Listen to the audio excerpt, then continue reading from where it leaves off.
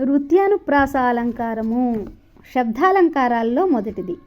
శబ్దాన్ని ఆశ్రయించి పలికేటటువంటి అక్షరాల వల్ల ఆనందం కలిగితే, అందులో శబ్ద చమత్కారం ఉంటే, అది కూడా మనోహరంగా చెప్తే దాన్ని శబ్దాలంకారం అంటారు. అందులో మొదటిది వృత్యానుప్రాస అలంకారము.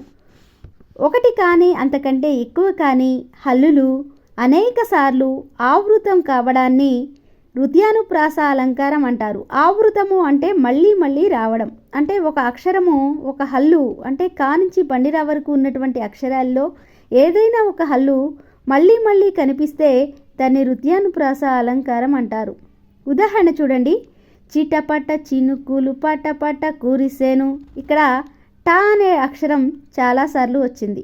కాబట్టి ఈ యొక్క పాద్యపాదంలో ఏముంది అంటే వృత్యానుప్రాస అలంకారం ఉంది. రెండవ చూడండి. జల జల కాలువలు గలగల పారెను. ఇక్కడ లా అనే అక్షరం చాలాసార్లు రావడం జరిగింది. కాబట్టి ఇది కూడా వృత్యానుప్రాస అలంకారము.